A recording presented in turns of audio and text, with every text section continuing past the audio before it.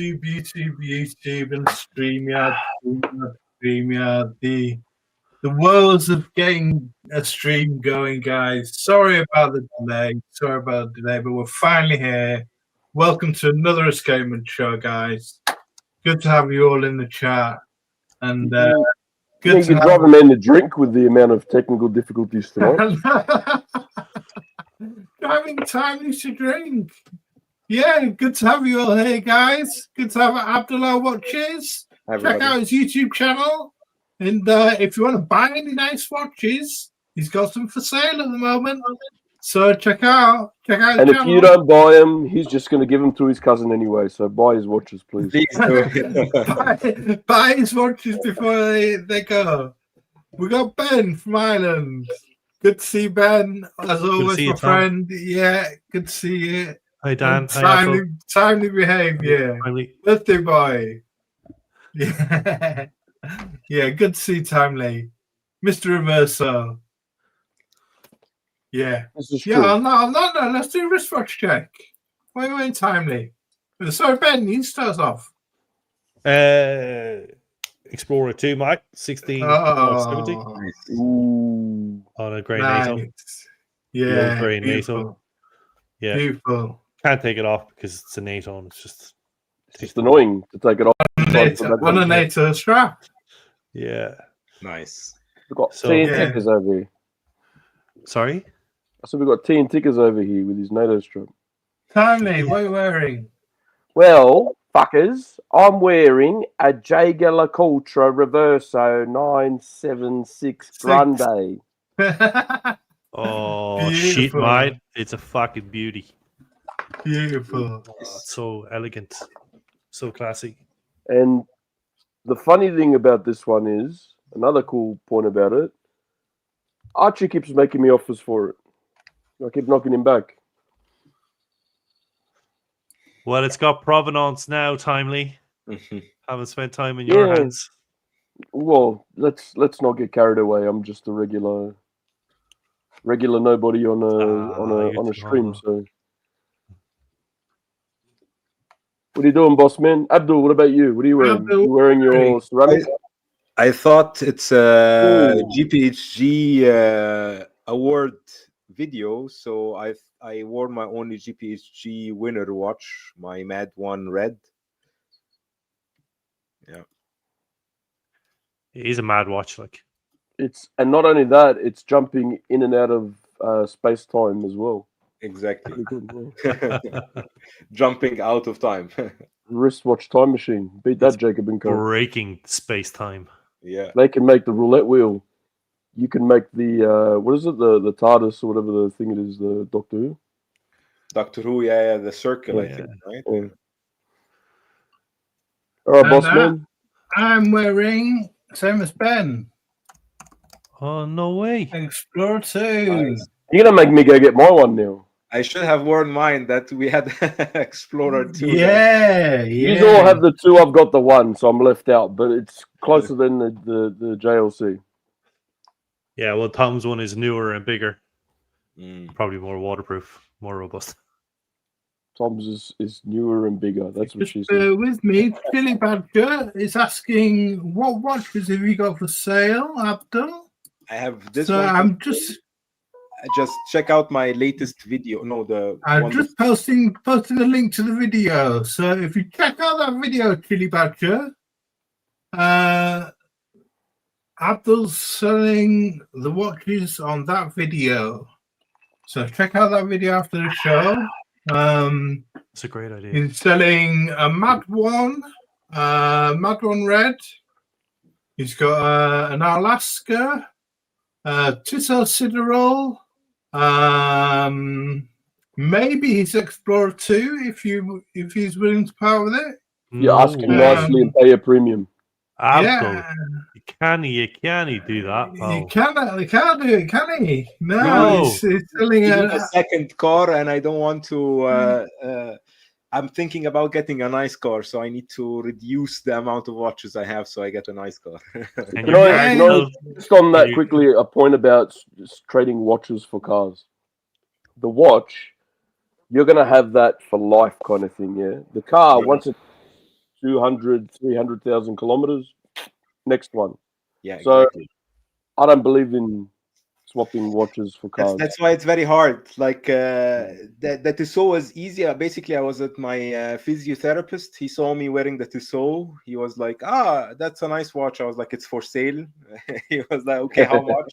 Told him like, "Yeah, 600 euros for you." And, no and problem he's saying to you, "I'll give you 10 free sessions physiotherapy for the watch then." No, I'm just looking at the thumbnail now. I'm just looking at the thumbnail now. There's the Tissot Sidereal, there's the Alaska vintage watch, there's the pocket watch on a keychain. There's a Chinese Shenzhen. What is it? What's it called? Shanghai. Yeah, Shanghai. I even said if somebody wants this watch with any other watch, I'll just send it with it. There's a Casio Royale. There's a. While you're going through the roll call, I'm gonna get another. There's a G-Shock. There's a Mad One Red. There's a all sorts of stuff. There's loads of stuff, Chili. Yeah, check it out. There's check out the video. Abdul, your car is not going to tell the time in 2 different time zones. Yeah, that's true. That's true. Yeah, the issue is I just like it so much. When I wear it, I don't want to wear another watch, and that's kind of against my ethos of collecting, right? I want to have more watches to explore. Yeah, but I know. I'm the same. I don't wear one kind of watch. You can wear it everywhere. You know what I mean? Yeah. And I'm like, I like it so much, but yeah, I'm also getting the Lorique next year. Okay. Yeah. So that up.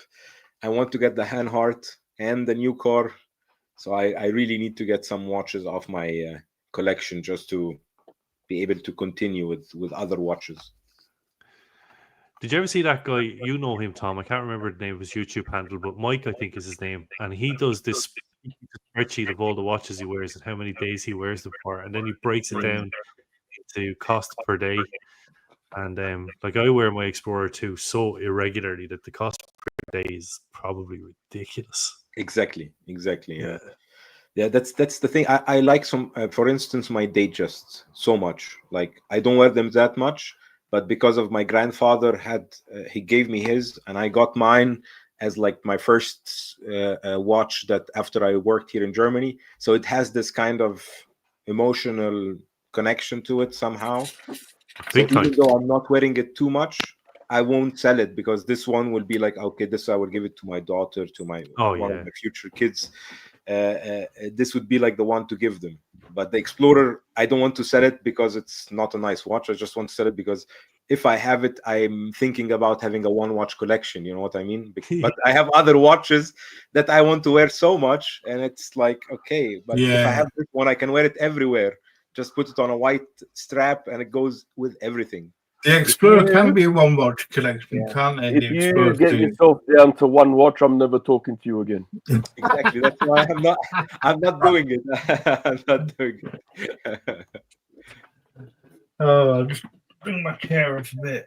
I'm knackered my legs, so I went to the gym and did a leg workout, and I can't walk up and down stairs anymore.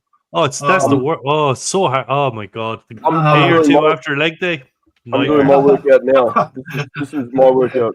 Yeah, I did legs, and I did leg presses and lunges and rowing and just leg extensions. What are you drinking there, Timely? To be honest, tonight it's a Canadian Club and Dry, and I like to mix it myself. Very nice. So I like to put a bit extra Canadian Club. Very nice. Yeah, not bad. I normally am a Scotch drinker, and normally it's single malt and it's neat. But I had one of these Canadian Clubs the other week, and I thought, "Ooh, that was nice." So why not?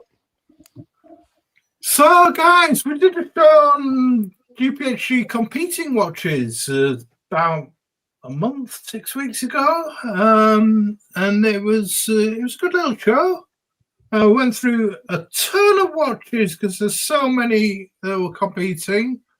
And now we're just going to do a little. We chose our favourites. We didn't necessarily pick what we thought would necessarily go through, but it was our favourites, and there's a lot that were picked, and we're just going to. These are the competing watches have now gone through the process to the nominees. We've now got the nominees, and for the GPHG Awards, the Oscars of watches, some call it, and we're just going to go through and sort of have a look and see what were there any that we picked that were correct or were right, or yeah, go for it. I don't just want to do like what my choice was. Can I also be JCB as well? Yeah, well, I've got written down what JCB. No, I don't need it. It's okay. I know what he picked. I got this. Trust me. But Bill Sanders runs a little competition, doesn't he, on this channel? Yeah. Where you can pick the winners. Yeah. And tell us about that. Yeah, that's a pretty cool competition. Bill hosts on his Facebook group or one of the GPHG Facebook groups, and every year he chooses one winner for the most selected watches in the nominees, and then a winner for the most selected watches in the winners, and he sends them a watch as a gift. Right.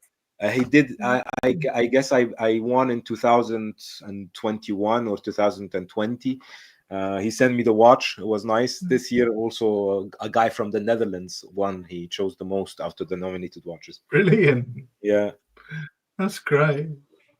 Great stuff. So join, what's the Facebook group called? I think it's GPHG selection. You just check out. Bill's Facebook group. What's Bill's Facebook group called? Yeah, I think it's called GPHG. Yeah, I don't remember. I'll try to look it out and post the link. No, but Bill's general Facebook group. You can check out the Lyrique Lounge. Lyrique Lounge. Lyrique Lounge, yeah. Nice. The iHorology Lounge, yeah. iHorology Lounge. That was the one I was thinking of. Yeah. iHorology Lounge. Yeah, great. Urbanator. So, yeah. Let's say hello to some of the chat. Yeah, we've got our chat back now. Kevin Hawthorne. Always first in the house. Good morning from Lakeland, Florida. Good morning, Kevin. Good morning, Kevin. Up early and about. Thanks for joining us.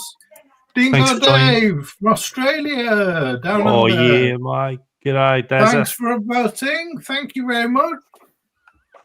Timely. Almost ready to go. We're ready now. Urbanator. Good to see you, Urbanator, my friend. Called you Hibernator in the back. Sorry. In the last one, it wasn't me saying we're almost ready to go. It was me saying, send money now. Curly Burger, good to see you, my friend. Doc Mickey in Florida. How are you doing? All the way from Florida. Good to Hello, see Doc. you. Come again?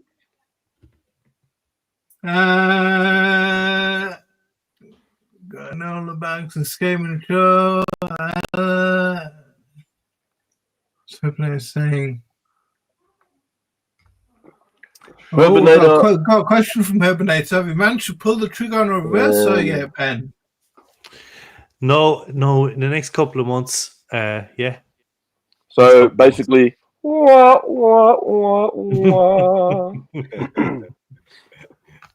you're wearing the 16570 as well. We could have.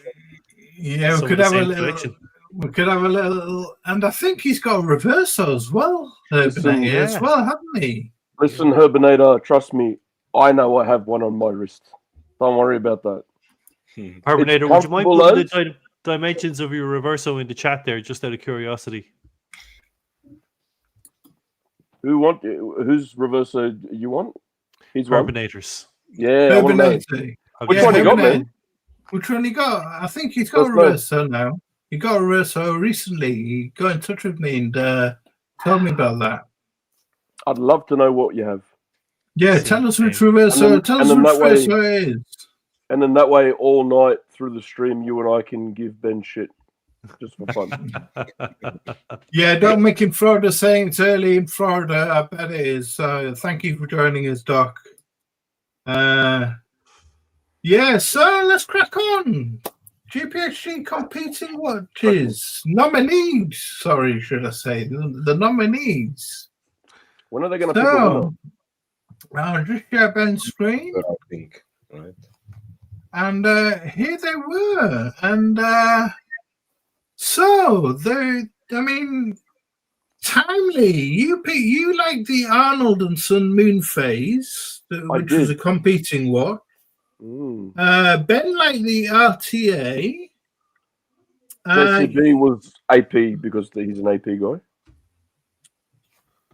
Yeah, JCB is AP. But both you and JCB like the Bernie Panda watch, didn't you? Yep. And JCB liked the Beauvais. Ben, you liked the Kronfeld, which was the only watch they made this year. Yep. I liked the Voutilanen. I gave the Voutilanen a mention, but I really, really loved the Gerogenta. Didn't you like the Louis Vuitton bathroom scale?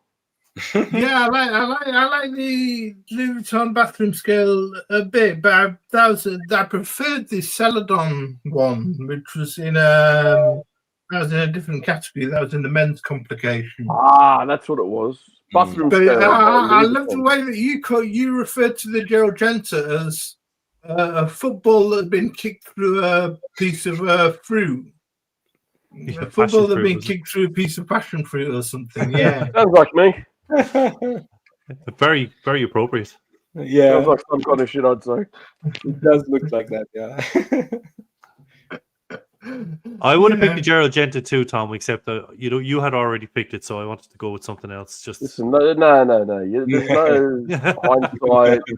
I think the Kronfeld was a great pick. The Kronfeld was a great pick. I mean, it's lovely. I mean, it's the only watch they produced this year. I mean, it's a fantastic pick. But I think the Piaget missed the boat. I reckon it would have been good when the Patek came out, the Tiffany Patek and the Rolex OP and all that shit.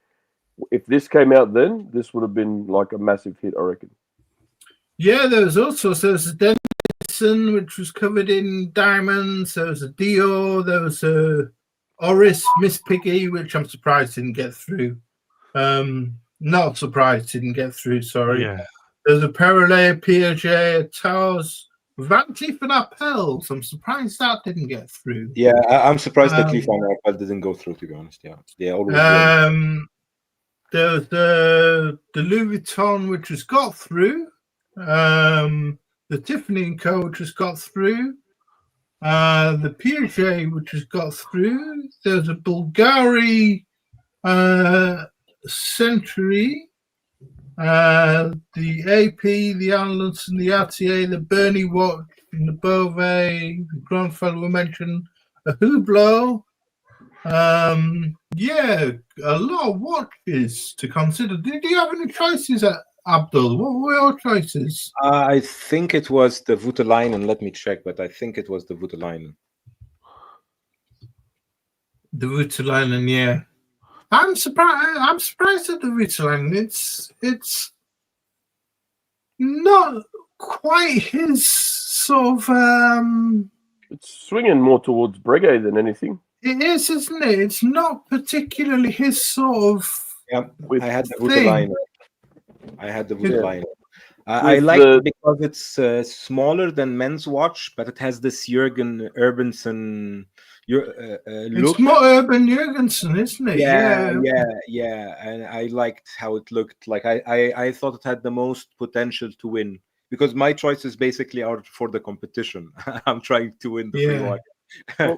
Well, I was thinking a bit more Breguet because it's got the numerals. The hands are very close, like similar, and the straight lug look as well. But yeah, Philly says that Tiffany & Co. got a picture on the dial. Some friggin' bird on the dial, yeah. Sorry, Ben. I was just wondering, do you know, Tom, is that initial page of watches, is that still available? I can look at it and we can. Yeah, if you type competing watches, it should be GPHG 2025 competing watches. Yeah, I have my picks here. 272. Should I send you my picks, Tom, or should I just open it here? Yeah, so you see, that's what they had to choose from. Yeah. Yes. Yeah. Oh, there's the Gronefeld there. Yes. So you think there's anything that they should have gone with rather than? Yeah, it's like 1,000 members of the GPHG judges, so now it's a very diverse vote. So I guess it does cover somehow this bell curve thing, like I wouldn't choose any other watches, to be honest, from what they chose. Yeah, they did okay. I think they did okay.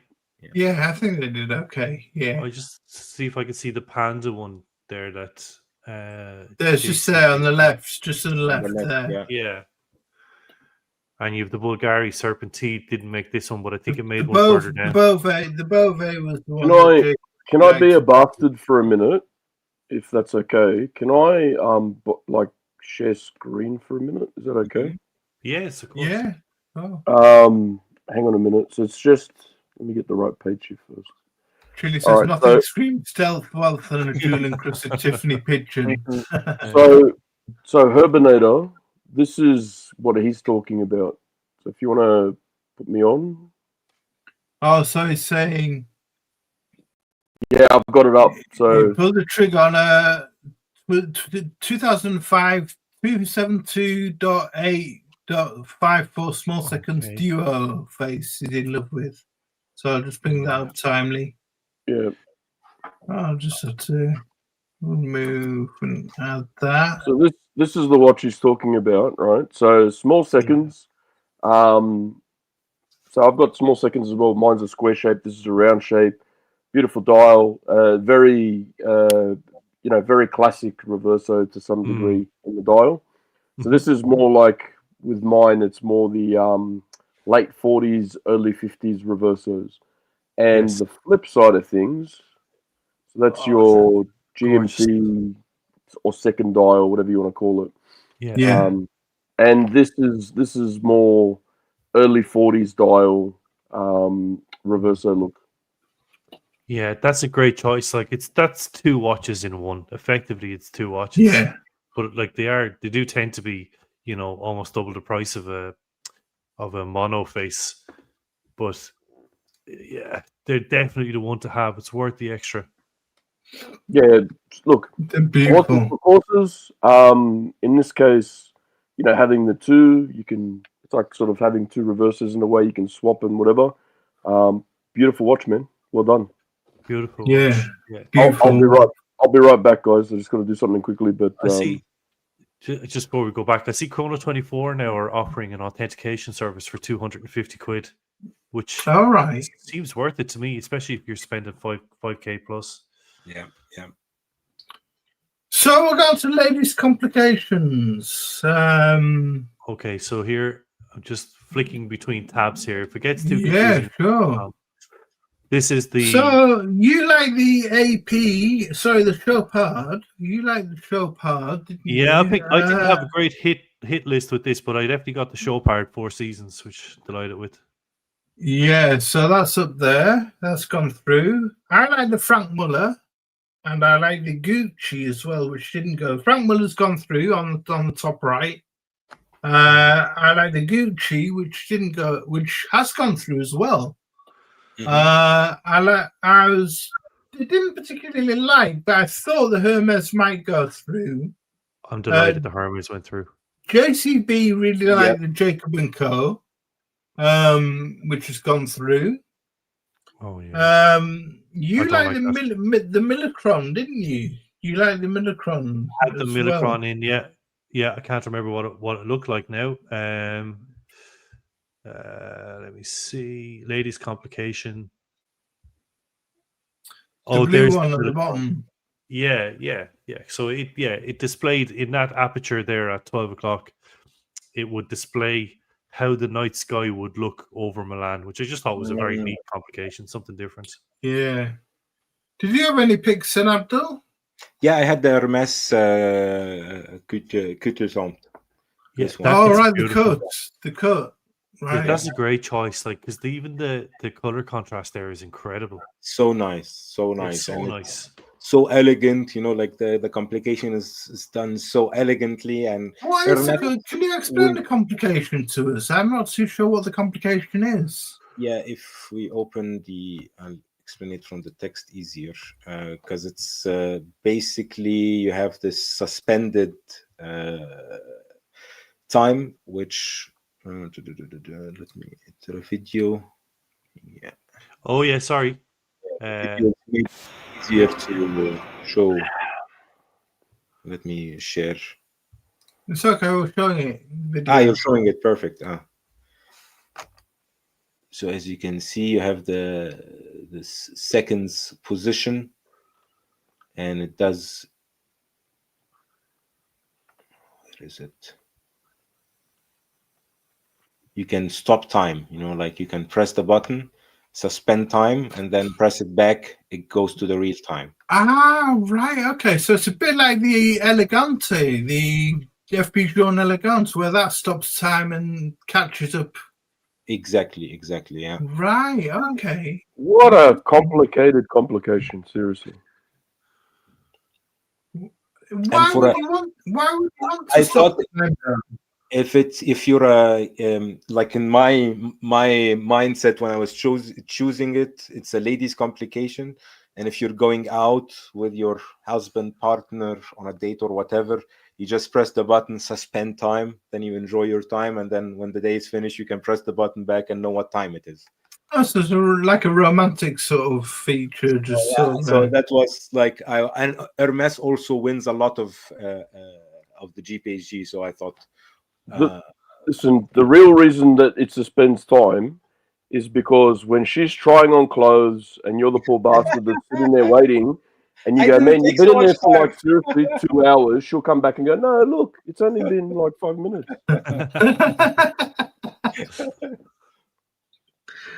Oh.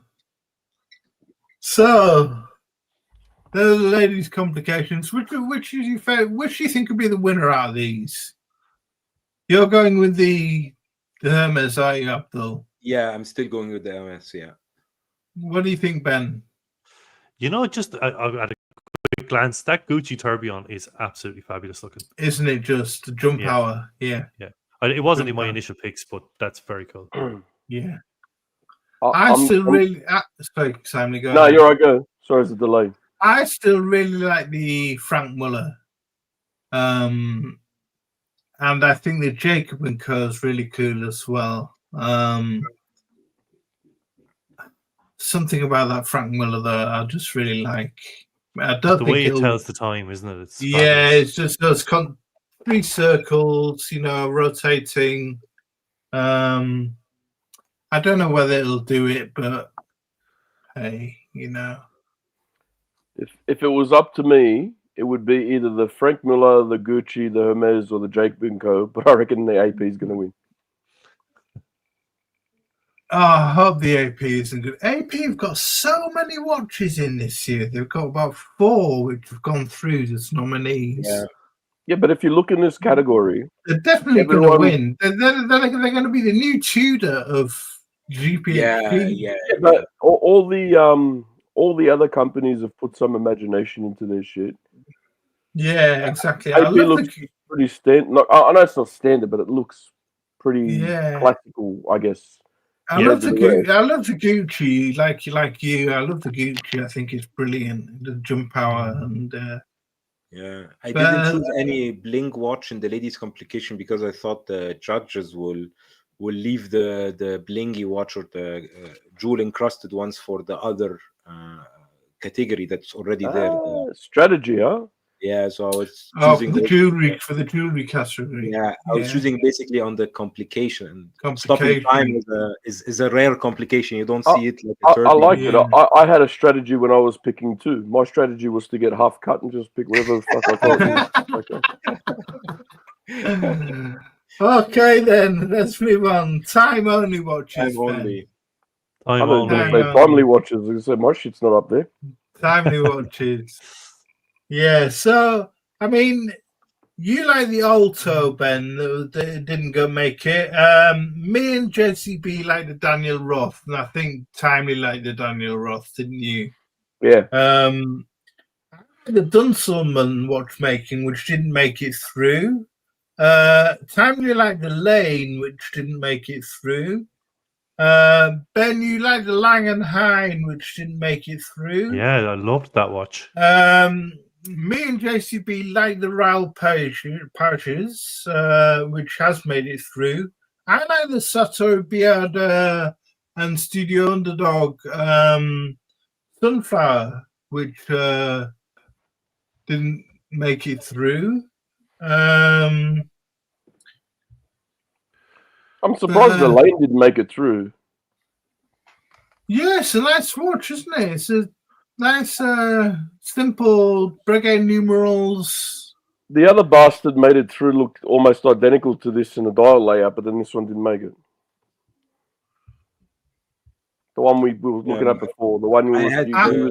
I'm surprised the Ming. I'm surprised the Ming has made it through. Yeah, I'm surprised also the Ming made it and the Urban Jurgensen didn't. I chose the Urban Jurgensen with the Urban Jurgensen. I thought the Urban Jurgensen looks horrible. See, Urban Jurgensen. That was the one. Was that the one? No, that was in the complications, I think, wasn't it? The men's complication. Oh. Come on, Abdul. You're not even drinking. Sorry, I chose the Lang & Hein. Sorry, I chose the Lang & Hein. The Lang & Hein was beautiful. Yeah, I was surprised that they didn't make it. Sorry, I jumped one line in reading my list. The Lang & Hein had a cover on a hinge on the back that you could just flick open, and I think it was anyway. And I'm surprised that the Parmigiani has made it through. It's an old watch, came out in 2021. They just put a micro rotor and made it in platinum, basically. It's an old watch. It's a 2021 watch. It's not a 2025 watch. It's nothing new. It's and also the which one? I'm surprised the chicken Parmigiano made it through. The Tasky. I'm surprised the Tasky's made it through. Me too, yeah, the one on the bottom right. You see, I don't mind something like that because it's trying to do something different. True. Although I'm not sure what is going on at the 6 o'clock there. Is it? Oh, sure, it's just time only. It's time only, yeah. It's an interesting use of dial space. Maybe it's the disc rotates as a second. Maybe. Because it looks like it could be moving. If it does nothing, I'm going to be so fucking disappointed. Really. Yeah, me too. Okay, let's just watch the video and see. Yeah, I got one of them too.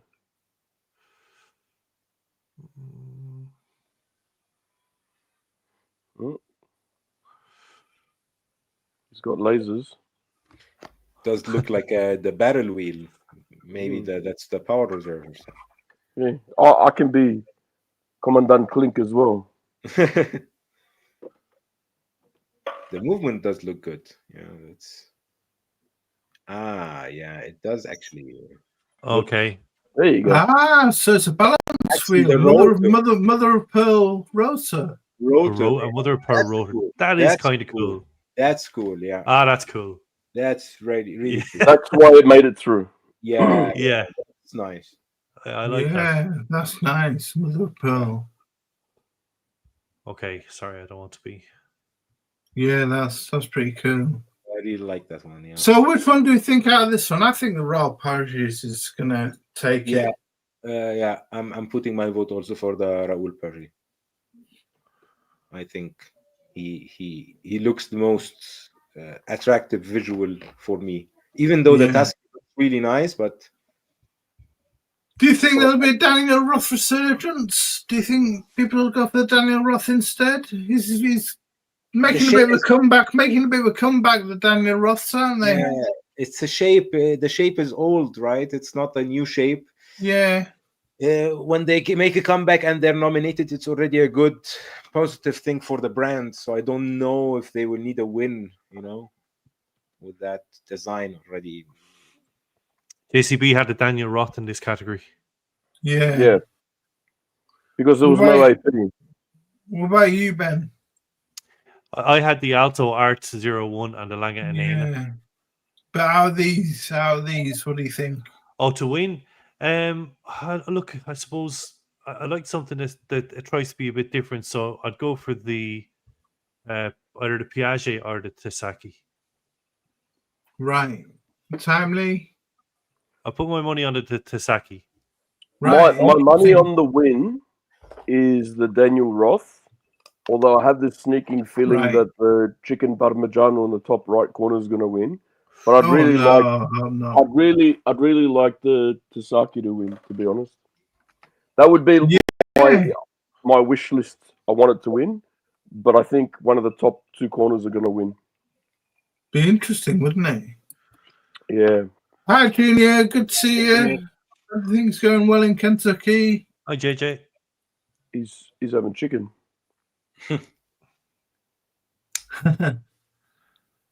Yeah, okay then. So men's watches. Do we want to have a look at the competing watches maybe first of all? Men's. Yeah, I mean, JCB like the Bulgari, the skeleton. He like that Bulgari skeleton. Factissimo. I like the Fears. The below it, just below it in the middle. Sorry, I'm trying to do a million things. I like this Herbinator bloke, He's pretty good. Herbinator's cool, yeah. I like the Fears. I like the Garrick, which is just below on the left. I like the. You like the Holrith. Say that 5 times fast. Whole thin riches watches. You know what? Actually, Thomas, don't worry about 5 times fast. Say it 1 time slow. Whole thin riches watches. The whole thin riches watch has a dial that went black under UV light. Yeah. But that's like $1 million for that. That's really cool, isn't it? Yeah. And you also like the Sarpaneva band, didn't you? Yeah, Sarpaneva. I just have a thing for Sarpaneva anyway. He's just very, very different. Does a very kind of industrial, brutalist style watch. And I love that the way he says his moon is smiling. And if you look at it for a while, it does actually look like it's smiling. But at first glance, he's a grumpy old moon. And all of us, me, JCB, and Timely, all went for the Zenith. Which we think it's gonna win this category. Yeah, like Flynn, that one, mate. It's gonna win. What do you think? Urban Jurgensen double wheel natural escapement. Really? Yep. Interesting. The Zenith. That's interesting. It's quite a nice watch, the Urban Jurgensen. The Urban Jurgensen. I still also think it will win because Voutilainen has a big factor, in the GPHG, and they like to make him happy. So still have a lot of politics. Irish buddy, he thinks that the GS is the best of that bunch out there, which is interesting. The GS did look pretty. Yeah, for me, after watching the Zenith video, I think it's this is the star of the show. The shoeing, the details on the dial are just absolutely incredible. It's pretty cool. This is almost a certainty. It's gonna win this one.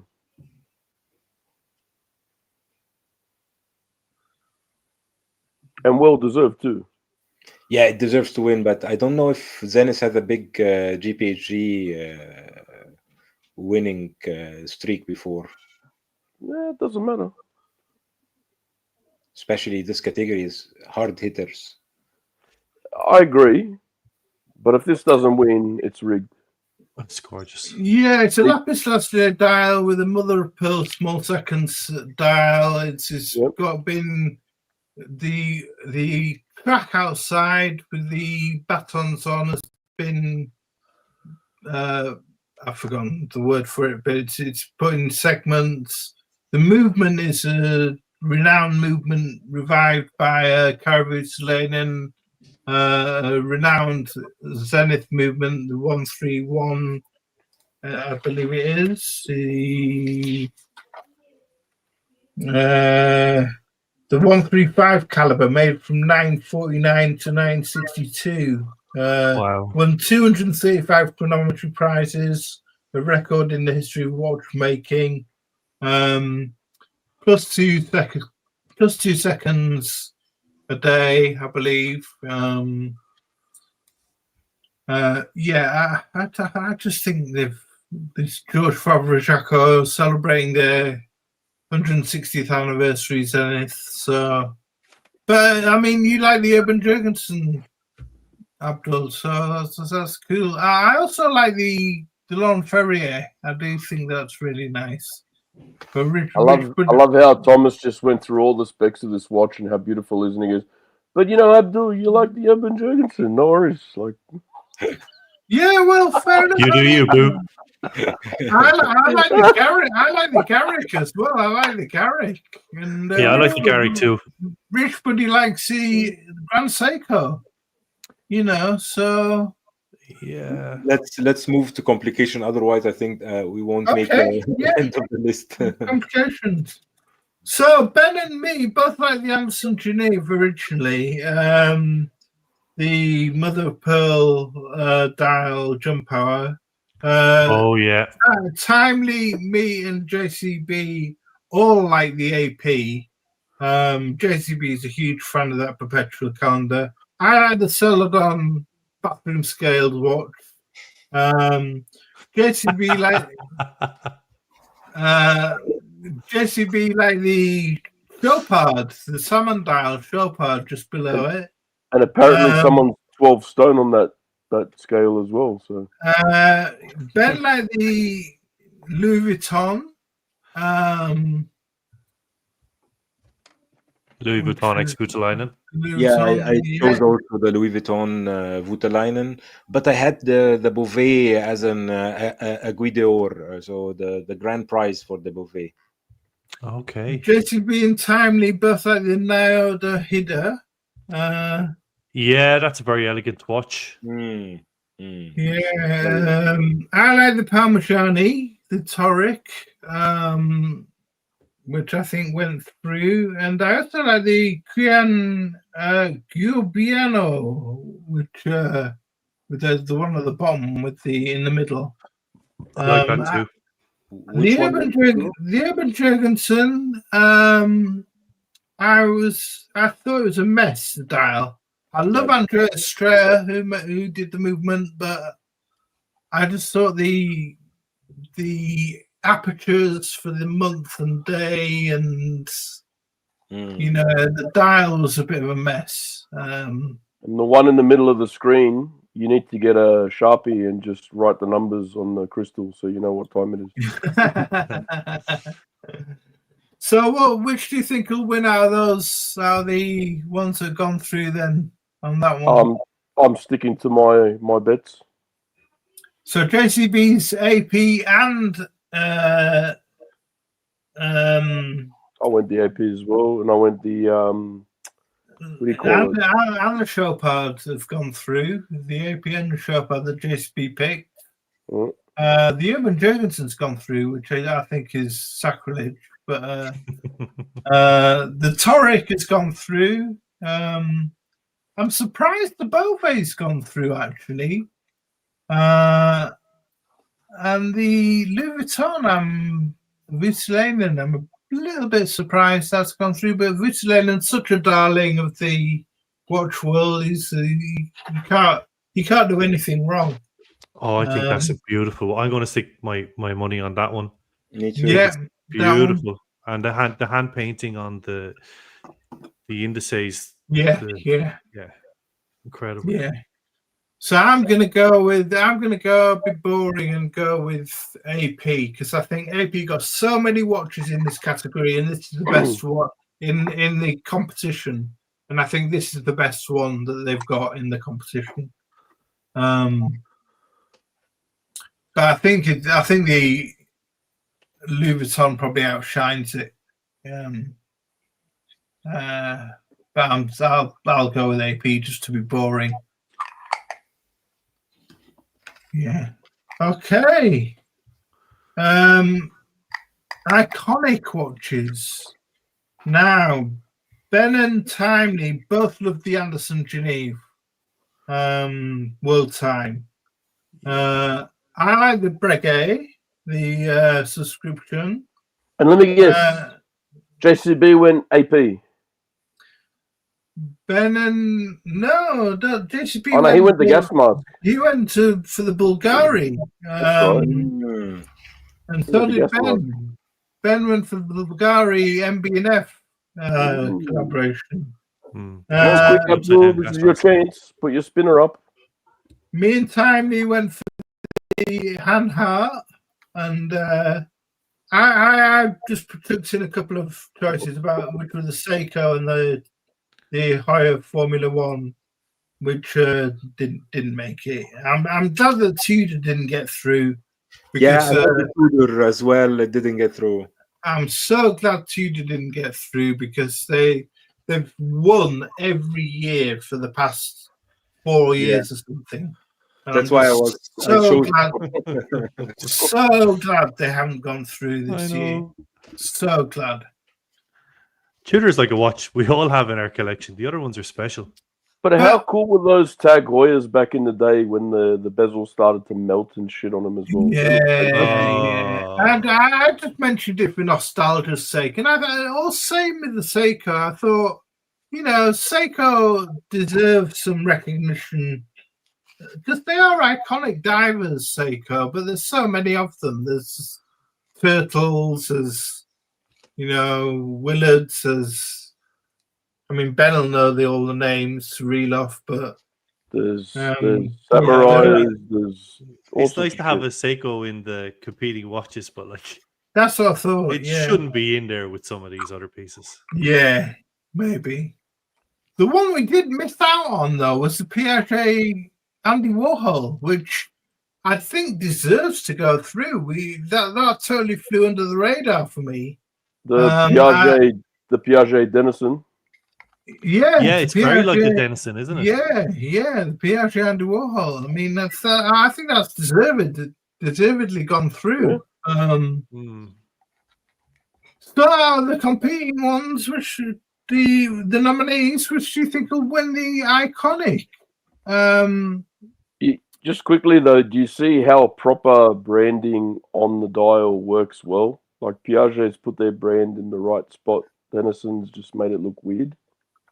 Yeah, Denison put it at the bottom, don't they? Oh yeah. Very similar watches, but just placing your logo in the right spot makes all the difference. But anyway, I reckon the AP or the Breguet is going to win. Yeah, I think either the Breguet or the Andy Warhol, maybe the Piaget. I'll go for the Bulgari Serpenti. Really? I'm going to go for my favorite watch. I don't know if it'll win or not. Is actually the Anderson Genève. Yeah.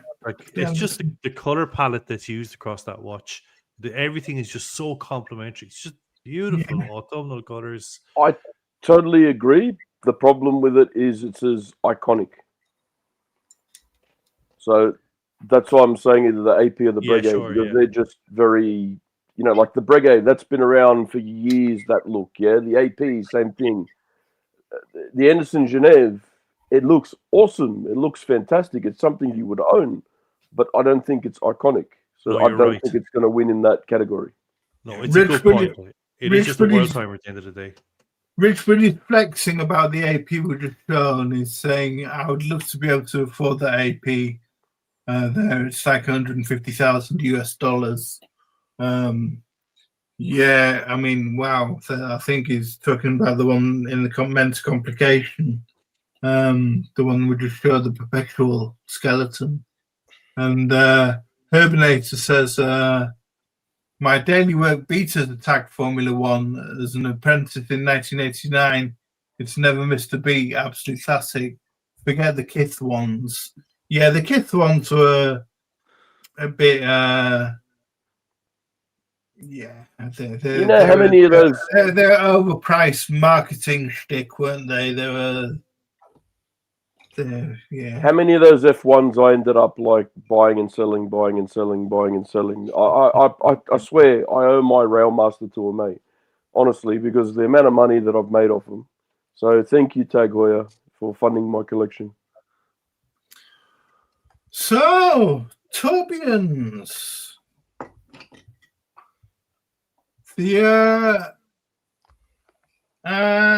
Me, JCB, and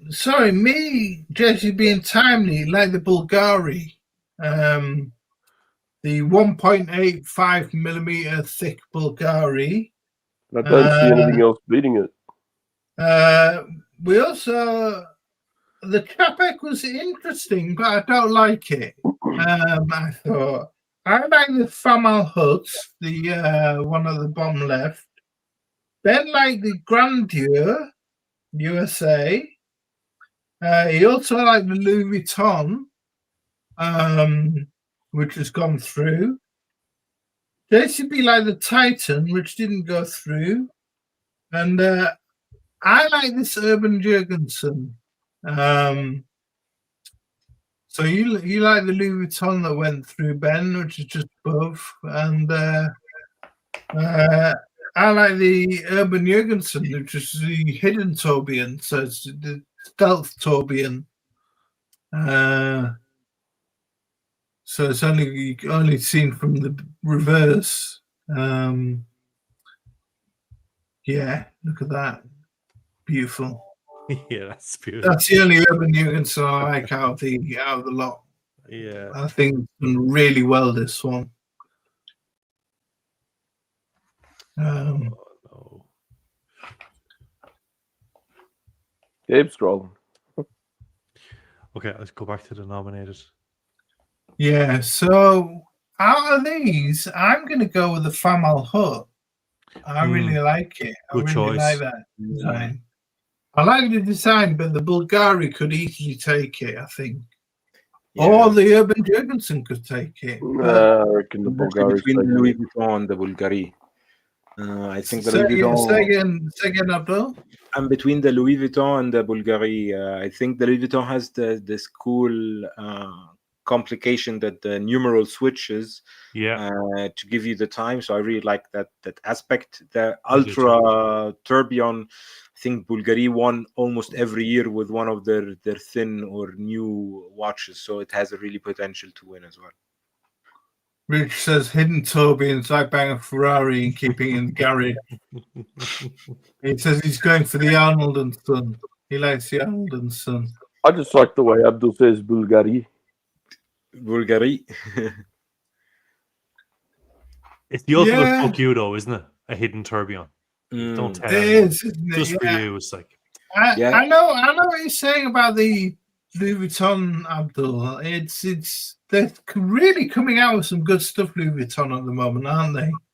Yeah, I've loved that spin time as well, and now they've added the tourbillon to them. I just think, I know it's going to show the hair on your arm, but just in terms of a technical masterpiece, Louis Vuitton have really stepped it up, and the way it tells the time, the tourbillon in the middle, I'll put my money where my mouth is on that one and select that one. Look, I said it before and I'll say it again. I'm not going to spend big money to look at my own wrist. I can do that for free. Which would you pick out of these and Timely? Look, if it's for me to buy it for myself, that's a different story. The winner, the Bulgari. Bulgari. Yeah, I actually tried on the Chapek in Waterford, and it doesn't feel as expensive as it is. No. As vintage Archie would say, the Octo Factissimo. That's the one that's going to win. This one right here. Pretty thin. Yeah, that's stunning. What is it? Something like £400,000, 400,000 Swiss francs. Who's counting? Down, you'll find the price. If you just scroll down a little bit, Ben, you see the price. Guys, if you buy Abdul's watches, he can make a jump on one of these. Yeah, no, that would be very hard. I'd like to see a video on this, Timey, like, because like, doesn't a tourbillon turn, you know, like a sphere in all angles, whereas like, is this so thin? The different types of tourbillon. The different types of tourbillon. Some are spherical, some are cylindrical, some are just round, some are. Yeah. But this is what 600,000 Swiss francs. I mean, there's obviously, I'm assuming this is the tourbillon here. Like, there's a lot of elements to it. But it can only rotate, really. I'd like to see a video. Doesn't have any space to rotate otherwise, right? Because it can only rotate on a 2D plane. Yeah. You swear I knew what I was talking about. But the PHA Altiplan has a tourbillon now. And that's only 0.15 mil thicker. That's 2 mil. But at least you can wind these watches, these thin watches. I mean, you can't with the Ferrari watch, I don't think. The Ferrari credit card watch, you need a key. And you can't with the Constantine Thin King. You need an actual, you have to put it on a separate winding device, don't you? Yeah. So can you wind this one, or do you need a winding device for this one, do you think? I don't think you do. I think it has a crown on the side. Look at the you see. All right, yeah. You've got a winding function on one side, and I think there's a time setting function on the other. Yeah, exactly. Right. So, but it'd be fidgety enough. Like you'd just be using the side of your finger as such, or the inside of your finger. So, mechanical exception. Next category. Now me and JCB love the Armstrong, and I like the Grubel Force as well. Ben, you like the Chrono Swiss. JCB like the Cyrus, which was the rotating tourbillon. Timely like the Louis Vuitton.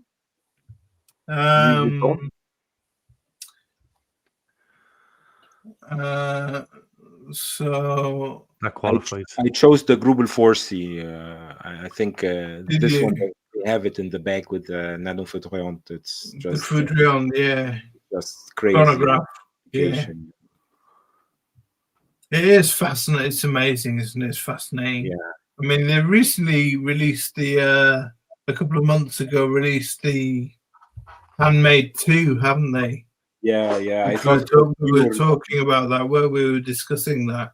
Yeah, it's pretty fantastic, yeah.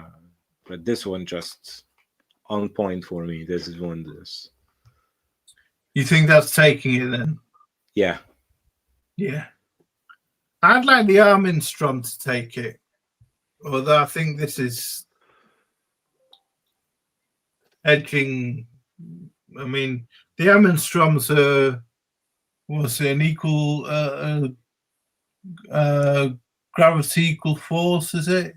I think it's resonance, right? Resonance GMT. Yeah, resonance GMT twin time. I just love the look of that Armstrong, but I think you're right. The Grubel will probably take it.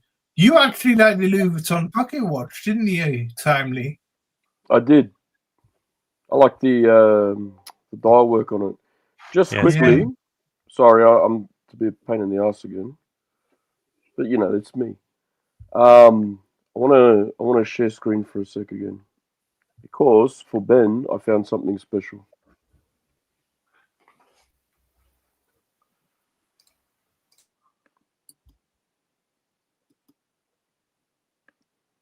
One sec.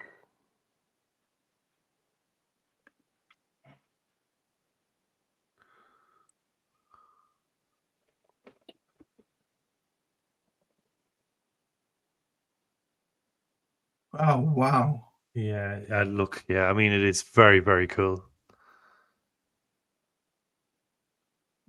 That's immense, isn't it? It seems to have what do they call it in watchmaking? That tourbillon. Yeah, no one wants to see these two twits, but so There you go. What did it call? What did they measure in degrees timely on the time grapher?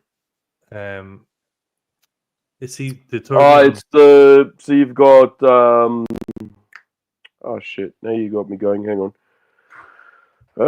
Beat error. Yeah, beat error. Not that one. What amplitude? That's amplitude. It seems to have a very big amplitude. It seems to be almost rotating close to 360 degrees. Yeah, I know what you mean. Which makes it look very impressive. Amplitude is the measurement of it's not a so amplitude is it's a number, right? And it's measuring how little or a lot of resistance there is on the movement. So if you have a very low number, it means there's drag on the movement. If you've got a very high number, it means the movement's moving very freely. Yes. But it's not about an angle. It's about how freely the movement is putting out power. The angle is the beat error. It's the balance moving from side to side. It's got a jewel on it, right? Yeah. And that jewel has to be in the middle, and it goes from side to side, and it's measuring the distance from that center point, right?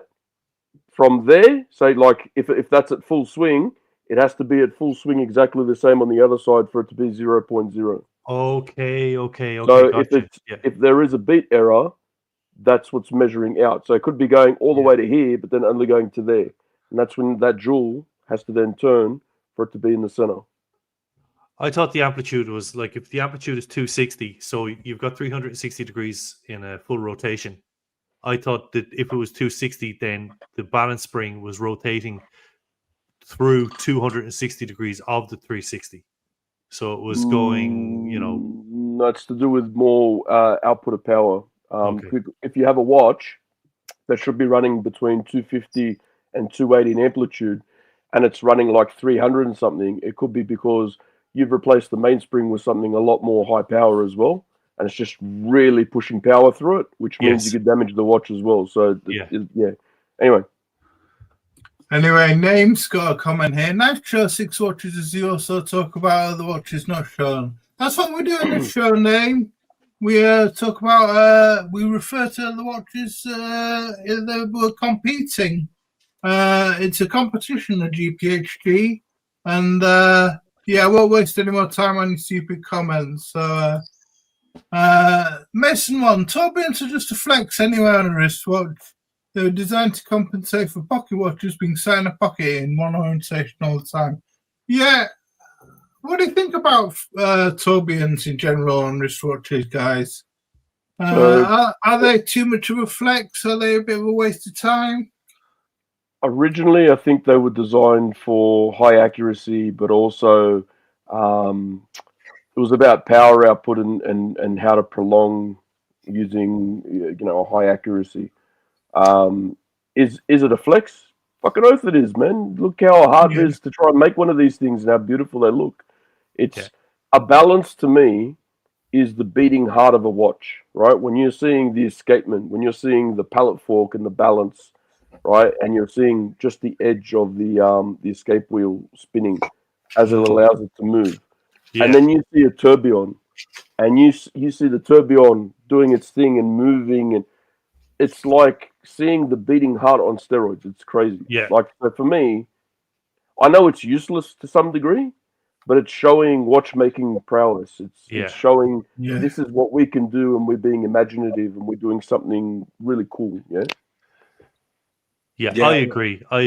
I think it's in the upper echelons of complications that watchmakers can produce, and as I say, like it was supposed to counteract gravity, wasn't it? All that movement to make it more accurate.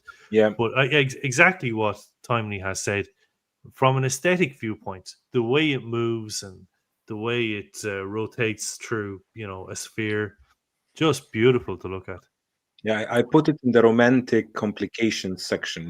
Like they have like a romantic complications where it's useless basically nowadays in modern wristwatches. I get off watching this in a way. Like I love watching the balance on this go and watching the escapement go. Yeah. And this is just a standard, full bridge balance. Yeah. And then, you know what I mean? And then you see something like that and you're just like, wow, It's just a whole new. It's so impressive. Well, the escapement wheel is fascinating because, like, it's human invention, but it looks almost alien. It's alien in how it's how many cuts it's got to it, and it's alien in how it moves, how it stutters but still moves. It's just incredible. It's a very simple idea. The balance wheel, right? Sorry, the escape wheel and the balance and everything. The whole escapement. It's a very call it simple idea.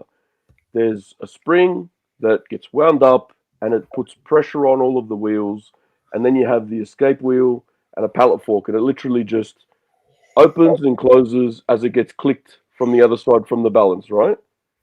But each of those two jewels on the pallet fork have to be at the perfect angle. Yeah. If there's any deviation, if there's any issues with them, it then doesn't open and close, allowing the escape wheel to open. Yeah, like it gets jammed. And the balance, the hairspring on the balance, the design of the hairspring is fantastic for it to do what it does. If you sneeze on one of those things, they break, they bend. They're so delicate, but they're so cool. And to know that we can make this shit by hand and make things so accurate as a people. It's not machine driven. People will do watchmakers. I know one from Melbourne. He went to Wastep in Neuchâtel. He was competing with another watchmaker, who could make a working hairspring the quickest. And the guys were taking shots of coffee before to try and make their handshake to make it even harder to do it. Yeah, Really? This shit was all being done by hand. Like, it's crazy. So anyway, I digress. Crazy. Anyway, we'll get back to the watches. We passed chronograph. What were we on? Mechanical exception? Yeah. So I think the Arm and Strong one. I hope the Arm and Strong wins because I'm with you guys on that. At the time, I picked the Hazeman and Monin. Beautiful sonnery.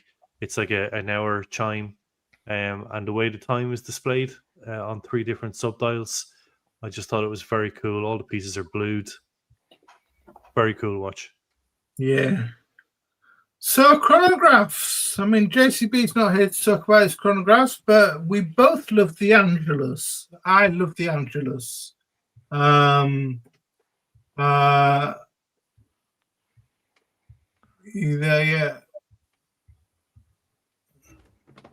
I love the Angelus in the middle. And It's very old school. JCB also loved the Anderson Genève on the left, sorry, but said the hands are too small. Subdials also are too small. JCB, myself, Ben, and Timely all of the motor, which didn't get through. The motor went through, right? I went through. We're looking at the original page. Sorry, we're looking at the wrong page now. I chose Moser as well for my pick. I quite like the Favre Lubra because they were coming out with quite a few watches at the moment. Ben, you like the Fleury? Yeah. Or the McFlurry. The McFlurry. I think it was the Norcane that I thought was quite interesting as well. You gotta admit, the Hublot looks like a kid's watch there. Yeah, it's not nice. And I thought the Tag Heuer was interesting as well. The fact that it was something like £250,000, £250,000 francs.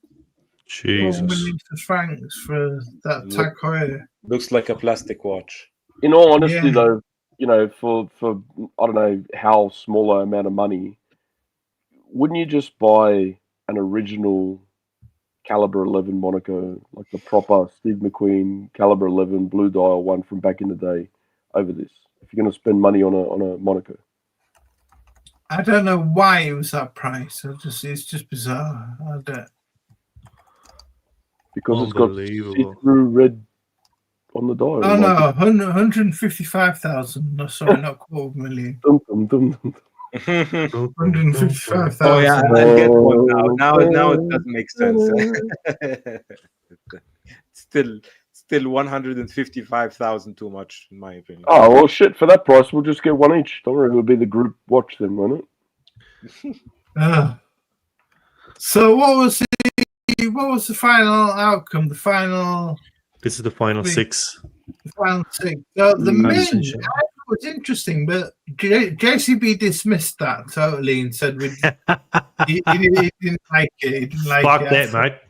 I thought the Ming was fairly interesting, but he dismissed that totally. But it's gone through. It makes me dizzy. The AP, I thought it was too much going on. It's a GMT flying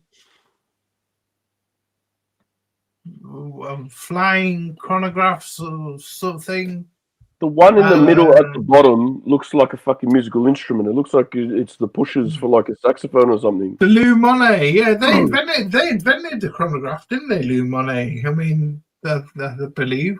But the pushers do look funny. The AP though, can you just click on the AP a second, Ben? Yeah. Sorry.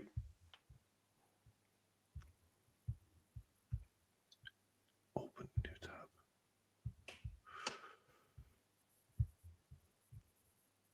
Yeah, I mean, what is it? It's a Rolex Concept split-second chronograph GMT large day. There's too much going on there for me. Too much, far too much. It's another AP that's been entered. So we've had a code 1159 in the ladies. We've got had a perpetual calendar in the men's complications. We've had a one in the iconic. We've had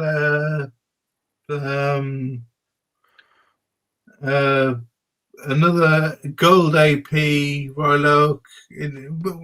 I'm getting AP'd out on. It looks like they took the Tissot Federal and put it on the lathe to make the facets for the case. I don't like this. I don't like this watch at all. I really don't like it now. No. Okay, now, mate. Holy jeez.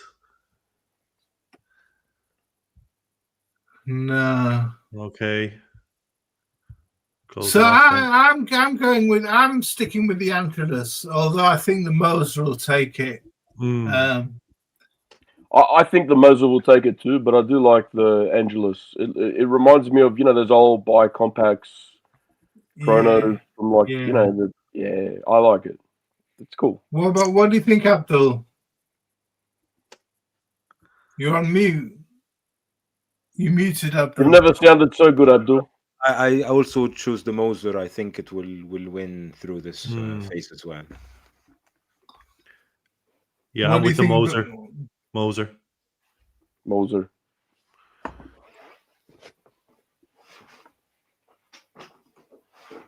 What's he pulling out? Oh, you're just getting comfortable. Oh. Yeah. Getting old, mate. Yeah, exactly. So the sports watches. Now we're talking. I mean, I like the Chopard and Timmy like the Chopard. Ben, for all his sins, like the Gerald Charles, which looks like a toilet. Looks like a toilet seat. I think. Yeah, that's really. Looks like a toilet seat that someone's puked boil into after. There you go. That's where we're going with it. Look at it. I like the Laurent Ferrier. I like the Laurent Ferrier. Sexy watch. That Laurent Ferrier. JCB and Timely like the Parmigiani Fourier. Yeah, I chose now also. I think it will win. What's with the Herbie, the Love Bug watch on the left? Oh yeah, yeah, that's a bizarre one, isn't it? I think they're just numbered. Yeah. The Louis Monnier always uses these racing numbers. Ben and I like the Recents. We love Resonance. We just love Resonance anyway, Tom, don't we? And Ben, JCB, and myself also like the Sherpa ones because we met Martin at Sherpa. Yeah. Iris for ignorance, and good morning. And sorry, hi to Mason One as well. I forgot to say hello, but I showed you comments. Tom, yeah, why do people call Resonance re-essence? Have you heard that? Never heard that. No, never heard that. Well, was it GPHD or whatever, GPHG? It sounds like fucking hair products. The whole nomination thing. If you're gonna call it, let's just call it. Yeah. Yeah, I mean, so if we just go back to the actual nominated ones. Laurent Ferrier is beautiful there in rose gold. I'm still sticking with the Chopard. I'm surprised that I'm not surprised that the Trans Seiko got through. I think they deserve to get through, but it's just a weird case for me. It's a weird case. It's a weird case shape that. Audemars Piguet through again. Yeah. I think it's this year. It's sponsored by AP somehow. Get out of town, AP. I mean, I'm not having that. For me, I love the Laurent Ferrier, but it's an old watch. I know it's been released about 2 or 3 years ago. The Sport Auto in titanium. I know they did it in rose gold back then in a slightly bigger version. But I'm going for the Chopard or the Resonance. How good does that Resonance look? Come on. It's so great. It's on a titanium bracelet as well. It's the first time they've done one on a bracelet. It's beautiful. Perfect mix of splash of color, clean dial, modern technology, their own bespoke movement or module at least. Just incredible. I'm still sticking with the Parmigiani. I like how Ben's doing the ad for it. Rich says none of them are sports watches. The Chopard is. There's some great comments there. Mason one. If you have Essence, then you get Essence again. That would be re-Essence. And I totally agree. The Parmigiani has sports in its name, so it should be a sports watch. It's true. Yeah. Wrist full of ignorance. LF had me at onion crown. Yeah, very oniony. Yeah. So the Chopard, if it's the Alpine Eagle and the other one is supposed to look like an eagle's eye, what's this, a black eye? Someone punch it. This one's coated in carbon, I think. It's titanium and then it's coated in carbon, this one. A friend of ours, Tom, Nick, has the... He's got the XP, hasn't he? XP with the salmon dial. Salmon dial, which is knockout. Absolutely gorgeous. Knockout. Beautiful. Hammered dial. It's a hammered dial. Was it stamped? Is it stamped style? Or is it hand hammered? I'm not sure. Jeez, I don't know that. But yeah, knockout watches. Beautiful. So, Abdul, you're going for the which one? Parmigiani. Parmigiani. Ben? Sorry, Tom. I will go for the Resonance. The Resonance and Timely. That watch. I'm going for the Chopard. Chopard. Right, jewelry. Ben, you like the Arcanaut originally. I like this Bulgari Serpenty that went through the green serpent. Yeah. Timely like the Piaget, which we put in the thumbnail. Yeah. That's cool. Right. The friendly festive Indian headdress. Yeah. Indian Mardi Gras. And we all of us like the Simon Brett at the bottom, on the bottom left. All of us like that. with those lovely, that's Simon Brett, Chronometer and haute jewelry. Which was the So which one got the cut? Sorry, guys. These are the 6. Hey, see, my shit made it. Look at that. Hey. Yeah, I chose the Bulgari also on my picks before, so yeah, the Bulgari is just a knockout, I think. So nice, yeah. So it's the nicest ladies' watch of them beautiful, all. Isn't it? It's beautiful. But the Simon Brett, Simon Brett, the incredible. You know, I hate Frenchy pronunciation for an Irish fellow. You know, I hate diamonds and precious stones on dials and watches usually, but that Simon Brett is so elegant, so elegant. You know? Yeah, it's beautiful. Yeah, I think that Van Cleef and Arpels is a weird one. I don't know why that's been selected. I think just because Van Cleef and Arpels have to be in there because they always make to draw some jewelry. But are you still going for the Piaget Timely? Yeah, why not? So Ben, color over here.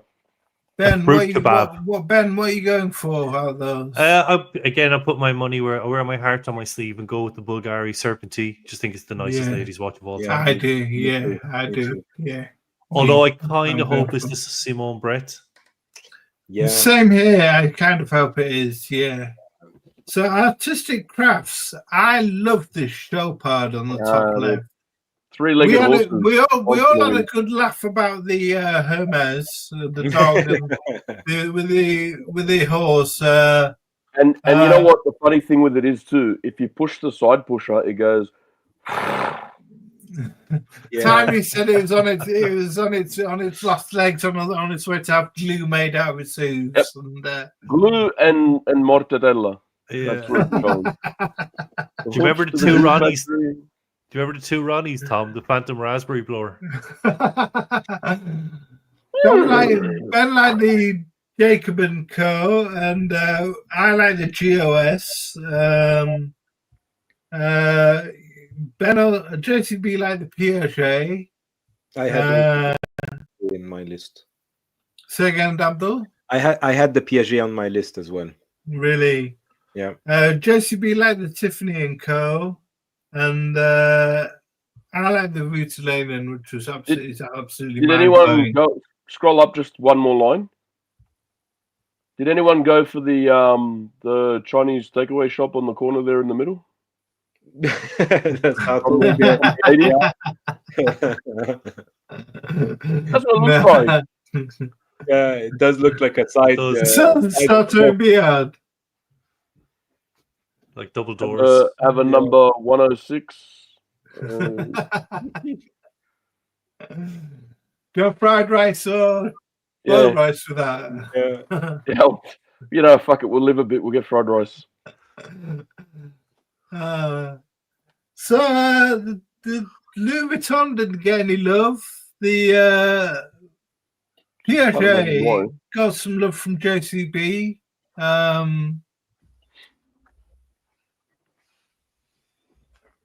Go back to the nominated, Ben. Yeah. The Piaget got some love from JCB. The Louis Vuitton didn't get any love. The Hermes got laughed at. The Rutelainen got a lot of love. I love the Chopard. What's it called? The marquetry dial. And the Tiffany didn't get any love. Oh no, from Tiffany got love off JCB. So he liked the Piaget and the JCB. He liked the Piaget and the Tiffany car. Sorry. Another Tiffany pigeon. Yeah, good question from Rich Buddy. The LV. Can you zoom in on the top bit there on the pusher or whatever shit it is, the crown, and go up? Yeah, what's that? Wait, I'll see if I can get a higher definition image. You're worth more, mate. Maybe the video would be more showing if you want to see the complete. Bushido. Bushido this. Ooh. Doesn't get more high Whoa, def than this. Look at this. that's A lot of work gone into this. A lot of work. Yeah. Toranaga-san. wow. That's a lot of work for Oh, nothing. Pluto.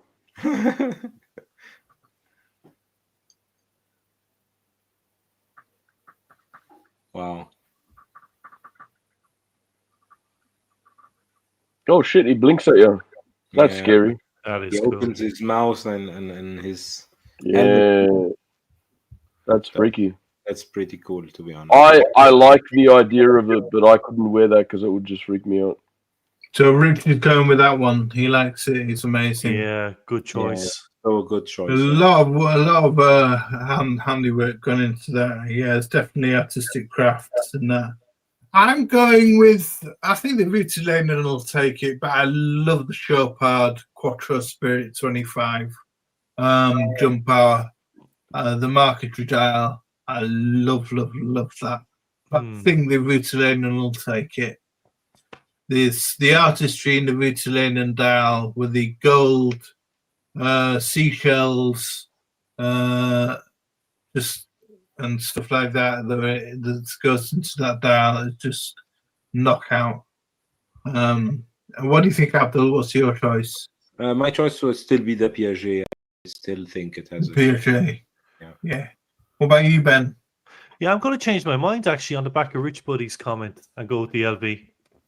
The LV, right. Especially haven't seen that video. Timely? What did I pick before? You picked the...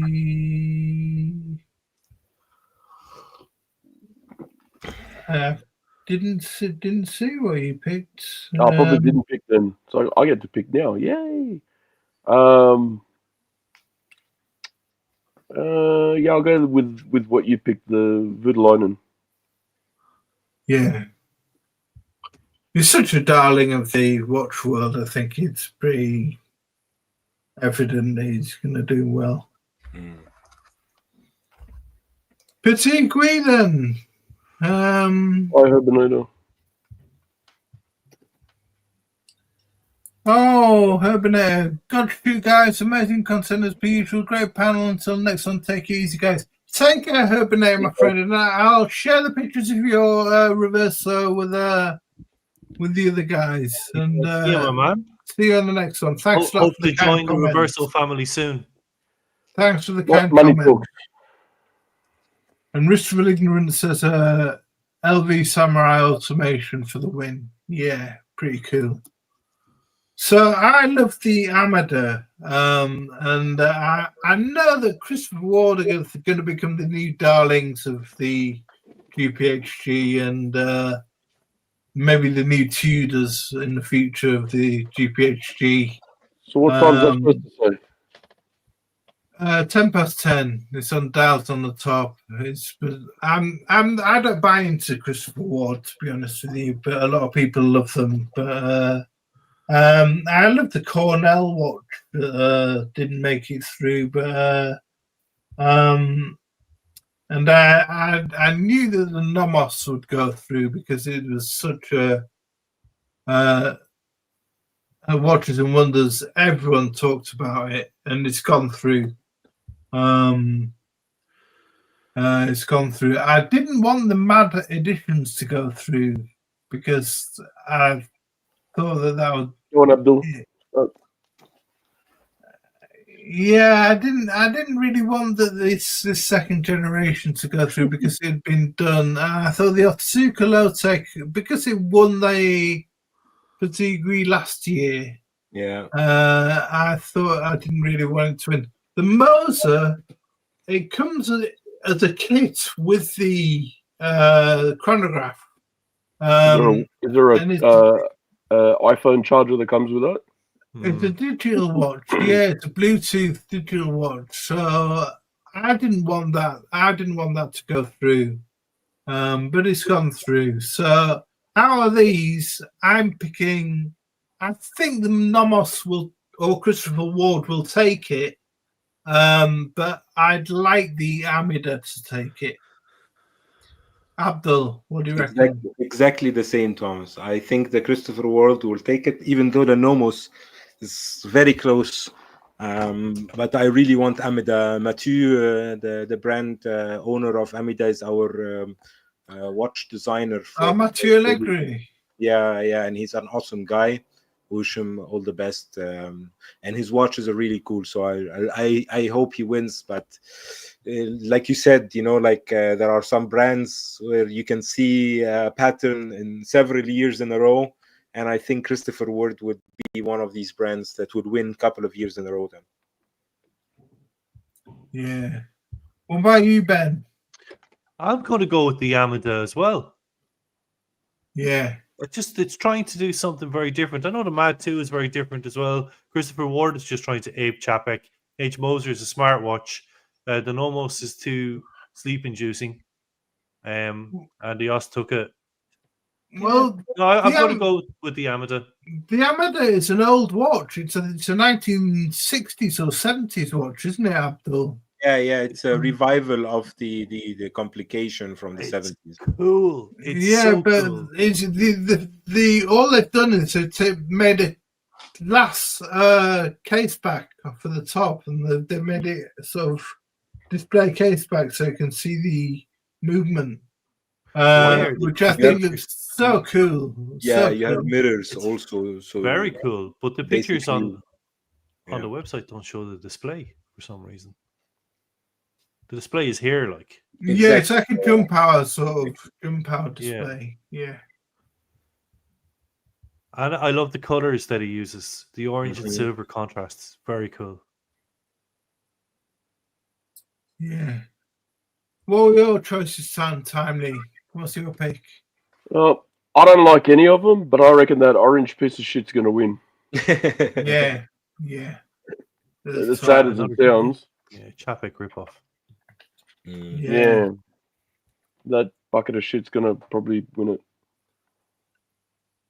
So the challenge category, there was the Atelier Wen, which went through, which is funny because it's Atelier Wen, as in it's for a watch. So when, as in what time, when? Well, it's an old design. It's a couple of years old now. That watch. It's just a new dial color. It's just it's just this year's dial color. So Atelier Wen, I'm going to win GPHG. The Bow Blue I liked. The Christopher Ward and Mr. Jones I quite liked. The D1 Milano we mentioned because of our friend Nick. The Denison I liked. In the middle. I love the Denison dials. The Studio Underdog Gimlet didn't go through, which I quite liked. The Formex didn't go through. The Oris didn't go through, which I liked. I thought you hated that Oris. Yeah, well, I mentioned it, but I thought it was a possibility that it might go through. I hated it, but yeah, I thought, and the same with Formex. I'm not really a fan of Formex, but yeah, I thought they might go through because they're popular. Yeah. And if you're not a fan of Formex, you're watching the obviously not watching Hello and Welcome to Just One More Watch. Formex. Yeah, I chose the ZB Formex panty liners.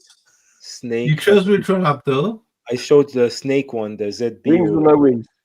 But it wasn't chosen in the nominations. Which was the snake one? If you go down, challenge, it should be in the challenge list. I bet you Abdul fucked it up again like before. Might be. Oh, no, here. This one.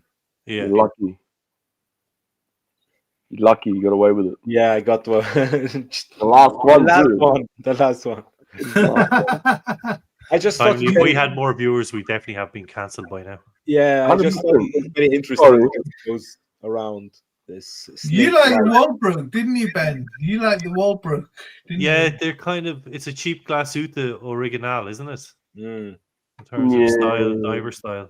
Yeah, but you know what? You're saying it's a cheap GO, but it's that how many different, like, because I do vintage watches. You know how many different brands made a watch exactly like that with the same color loom, and the loom's aged, and it looks exactly like that with that bright green looking shit. Like really. Skin diver. How much is that thing?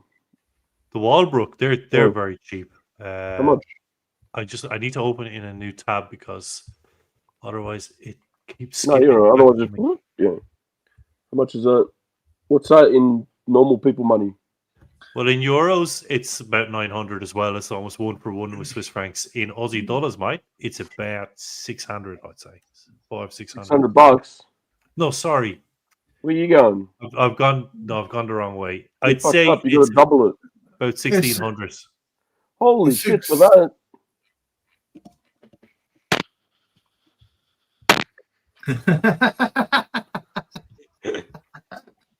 Tell him he's dreaming. Rich Buddy just wants to have a look at the Oris. If you can pull that up.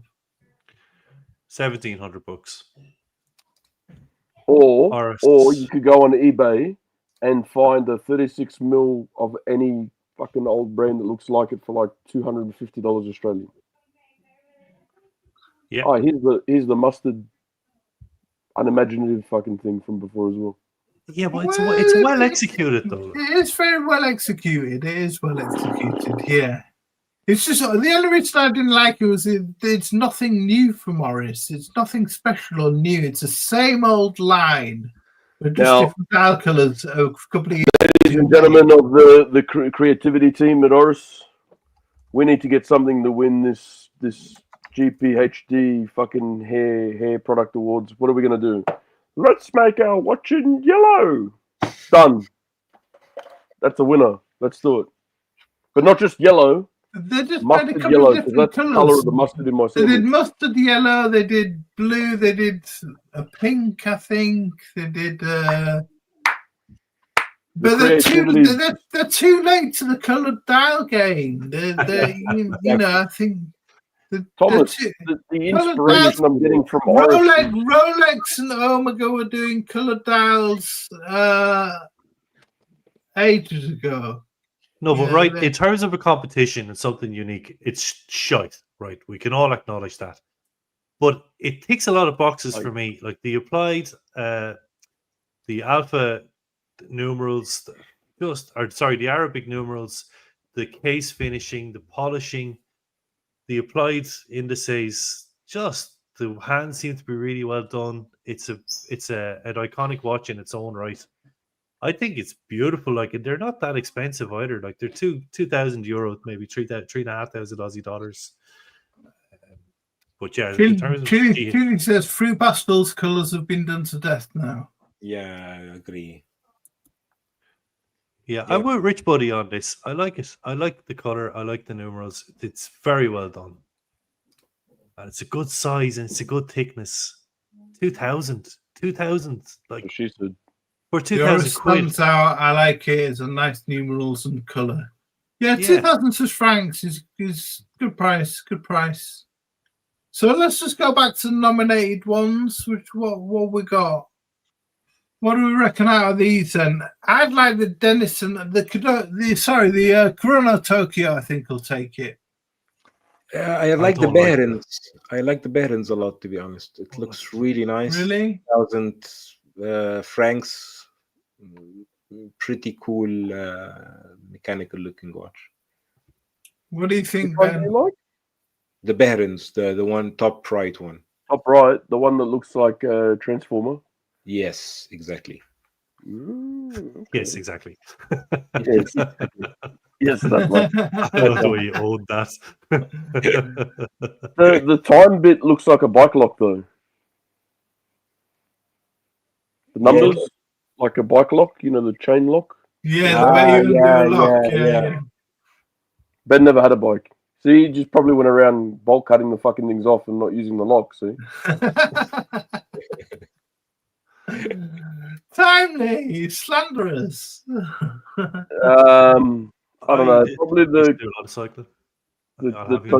Denison looks great. The Denison looks great, but like Timely says, it's got the name on that he doesn't like. But I don't mind the name where it is. I don't mind it. I think it is gorgeous. For the price, it's absolutely knockout. It's about You're supposed to jump in and kick him in the guts as well. You're not supposed to help him up off the floor. The name's in the wrong place. They fucked up. It should have been in the middle where it belongs, like a normal watch. I don't mind it. I don't mind it, to be honest with you. I think for the price, 600 quid, £600, I think it is. Timely, is that the same Denison, or are they using the name of the same company that used to case Omega watches back in the 50s? So Aaron Lufkin Denison started the Denison company, which were a case maker in something like 18. They were making cases. 78. They were making cases for Rolex and Omega, and then they stopped, and then they've been revived, and the Aaron Lufkin, the ALD name, the Aaron Lufkin Denison name has been revived, and the company's been revived, and this is called the ALD collection after Aaron Lufkin Denison. These watches, and they've been designed by the man who designed the AP Offshore, Royal Oak Offshore. So they're sort of the same company, but revived, phoenixed. A Phoenix brand. Just a funny thing with like, so there's a few watch case makers, so they just made cases back in the day. Denison was one of them. Henley was another one. Yeah. But the cool thing with the old cases were they had like a guarantee on the back, depending on how much you spent on the case. Yeah. Depending on how long the gold wasn't plated, it was dipped. I forgot what they call that shit. Anyway, my mind just went blank. But you would get a gold filled. That's the one. You get a guarantee on how long it would last based on how much gold they put on it. Yeah. And the funny thing with it is, cases from the 10s and the 1920s, if they're gold dipped, a lot of them still have full gold on them, whereas the shit from the 70s that was plated is all fucked and rubbed off and look like dog shit now. But all the really old ones are still looking really good, considering they only gave them like a 10, 15, 20, 30-year warranty on them. But this is actually PVD gold. This one. It's steel case, PVD gold wraps around it. So it's that's what makes it so cheap. It's 600 quid. Yeah, like, but like if you're, it's quartz as well. It's quartz, yeah. But Piaget have done something similar. Obviously, the Piaget one is a multiple of this. But if you want something very stylish, it's brilliant. Affordable. It's brilliant. Bringing luxury to the affordable price point, if that makes sense. Like this is still not a cheap watch for the average everyday person. This is fucking agreed. Expensive. Yeah, but you're getting that luxury feel, like the Piaget, for example, at a more affordable price point. So I'm not knocking the watch. I just don't like the name in the bottom corner. It should be in the middle. No, I know you've always said you've liked it, actually. And they now have a due time version of it. Yes, I saw, which is very cool. But I mean, if this is your thing and you love these dressy two-handed pieces, you can have champagne taste on a beer budget kind of thing. This is the one. There's nothing wrong with it. I mean, I don't like that it's a PVD gold, but hey, for the price point, I'm not going to complain. It is cracking. Yeah, I really like the Chrono Tokyo. I like the fan on the design on this. Like it's supposed to look it's sold out already. I think they only made a couple. So Abdul likes the Barons. I like the Chrono Tokyo. What do you like, Ben? I'm going to go for, look, there has to be one bathroom scales watch. So I'll go for the Beta A. Yeah, top middle. And what do you think, Timely? I reckon the Corona Tokyo, like you, I think that's the winner, to be honest. The dial color, the attention to detail with the dial. Like, they're trying to go for, it's a subtle look, but like, how do we make it feel a bit more like, have that feel about the brand? Having the fan, having the numerals, What's this thing here, though? What is this? Right. Just a little plaque? Maybe the brand name, not Is that the name written in Japanese? Oh, it's the brand. The brand. Yeah, I don't like that watch. It's Hajime Asoka's sub-brand, isn't it? I reckon it's going to win. Yeah, maybe. Look, I suppose in person, all of this guilloche work probably looks incredible. This is a power reserve, I presume, here. It probably looks incredible. Yeah. The pictures are not... Can I put on the video for a second? Because the pictures are not doing any justice at all. Good old Hajime-san. Asoka-san.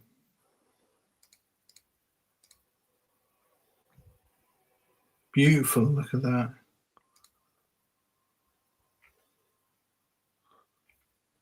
Oh, that's nice there, yeah. It's a cool watch, man. I reckon it's going to win. Just the pictures on the GPHG, and in a lot of the cases, they just don't do any of those watches any justice whatsoever. Yeah. No, they got shit pictures. You got to admit, they got garbage pictures. Yeah. But I reckon this is good, the winner. If I had to pick something I didn't like about it, it would probably be the crown. Not that I don't like the crown, but I don't think it goes with the case. But I'm just nitpicking. Yes. Like the jewel on the end, if that wasn't there, or if that was flush, if that was recessed with the case and not sticking out. Like, so if you had the crown and then you had the jewel still there, but just like if it was machined to be flush with the case. So let's just go back to the nominees. And just we didn't cover the clocks, but let's just have a quick chat about the clock. Shit about the Christopher Wood watch either. Oh, it's horrible. I know you like that, Tom. I quite like it, but yeah. I don't think so. No. Very hard to tell the time as well. Mr. Jones as well. They're from fun sort of dials, but yeah, these clocks, the Lepay and MB&F clock, and on the top right, and then there's a Mickey Aletta in the bottom middle, which I really like. Rotten egg in the top corner. Mickey Aletta, I met Mickey Aletta, the HCI Awards. Such an awesome guy. He's he is Abdul. He's such a kind guy, isn't he? He's really nice to talk to. Really explains the stories behind his clocks and why he's made them and what they signify, like horses having races and people stuck in towers that rotate and all sorts of stuff. He's just an amazing guy. So I'm going for, as much as I like the Lepe times MB&F collaboration, I'm going for Mickey Aletta on this one. Me as well. Yeah. Now, true traditional clockmaker. I'm with you guys, but I still reckon that ugly egg in the top corner is going to win. Out of all this beautiful craftsmanship, that ugly, rotten-looking thing is going to win. Because that's just the way life goes. Yeah, his stuff is just out of the world, like everything is done with such a artistic feel to it, yeah. Guys, when I put this into full screen, does it display as full screen? Yeah. Because I can't see, because it obviously goes full screen for me. No, you're right. Yeah. Yeah, wow, incredible.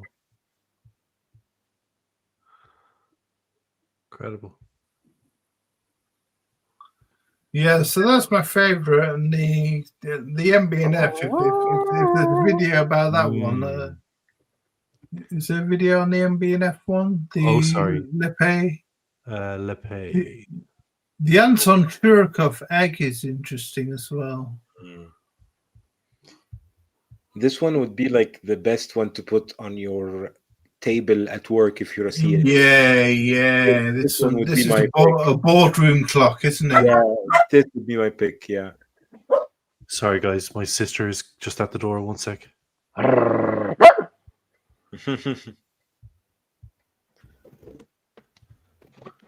Yeah, this is a boardroom clock. Yes, Yeah. definitely. Look at that. That's Very cool. amazing, isn't it? Full quiet mode, silent mode. So basically, Rigged you can for run silent running. propellers on silent mode, so it doesn't make any noise. That's nuts. that's 8 Does Ben hours. know that his you want to put Ben on mute? Yeah, look how you wind it. Basically, you just that's so cool.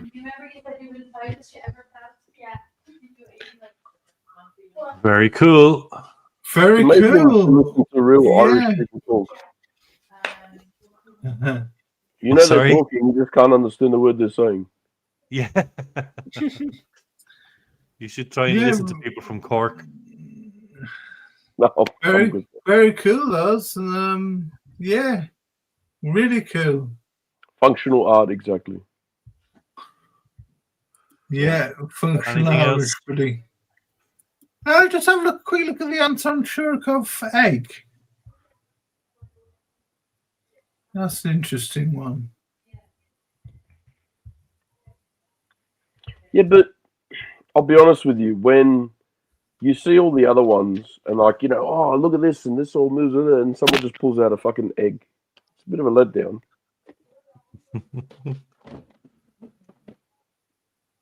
Yeah, it's like more for the what's the egg maker, the Russian guy. Fabergé. Fabergé. I think it's more like a. Look at that. That is That's pretty amazing. That is cool. pretty amazing, I must say. That's cool. World timer.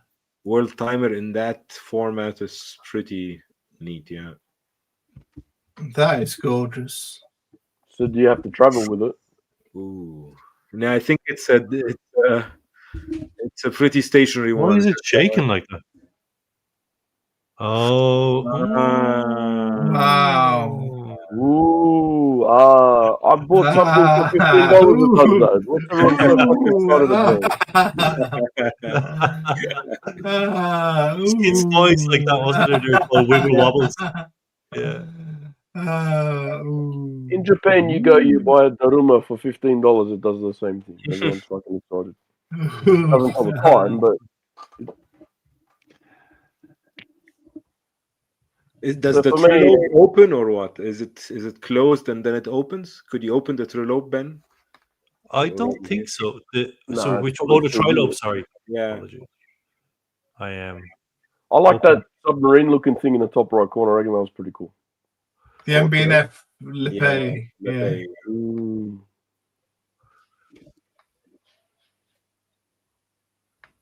He looks pretty happy about it. I think he's trying to explain this is not what's inside my head.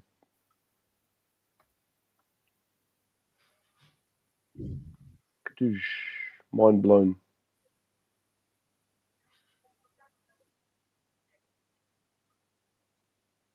They're showing us more about the people, less about the watch itself. Yeah. Yeah, I hate that. I Yeah, hate me that. Too. Me too. I know this. I've seen these videos. That's where you slap the sculpture. You seen those? No. I think I've seen one. I think I know what you're talking about. Ah, yeah. It's like the one that they test the MMA versus boxing versus Oh, right. I like he's using a loop. The part's is fucking big. He's using a loop. Yeah, it's like the gear is that big, and he's like, oh, "Yeah, I'm trying here." I don't really get that. Yeah, It's mind blowing. Yeah. good point, Timely. Oh, this you don't get, but the egg you get. Okay. It's mind boggling. Yeah, mind spinning. And this is unique. No shit. No, try not it for me, that one. Not for me, Yeah. that one. Not for me as well. No, I'm good. I'll stick to my desk clock. So Let's have a I look think that's. Do you want to look at more? We'll just have a look at Fiona. Yeah, I have to go. My sister just arrived, so I'm gonna make a sandwich or something. Just have a look at this Fiona Kruger because I like her name. Freddie's sister. Freddie's sister, the one and only watchmaker. Who knew? Clockmaker. I don't want to hear about people. I'm not interested in your tale of woe. Show me the clock. Show me the clock. I'll be very careful how you say that. Yeah. Jeez, you don't want someone to clip that. Oh, go away. Show me your desk-born timepiece. Orange Hand, good to see you, my friend. Orange. Says, that clock is a power move. See the clock, it costs more than your Lamborghini in the parking lot. Absolutely. I don't know. I'm not sure which he was referring to, but he's not referring to me. I don't have a Lamborghini in the car park. To the lapel, I think. the Lepay MB&F. Yeah. Because if you have it on your disc and you have a client over and he wants to flash his watch or car or whatever, if I have this on my disc, what do I have in my garage or my wrist? Yeah, but you're missing the point. He's saying, see that clock? It costs more than your Lamborghini. Which one of you have a fucking Lamborghini? I have a mini. Buy watches are more expensive than my car. Here you go. I got a Lamborghini here. There you go. Well, that was an interesting show, guys. So we've picked which ones we think could go through. Leave a comment below in the comments and let us know what you think will be the winners of this year's GPHG, guys. Be really interested to hear feedback. If you like what we did today, please leave us a thumbs up, and if you're not subscribed, please subscribe. And anything else to add, guys? Please check out Abdul's video for his. Let's see if I can still drop the link. Sponsor Abdul. Need more space for new watches, so please help me make new space. Yeah, and his cousins don't deserve them. They probably got a full watch box each anyway.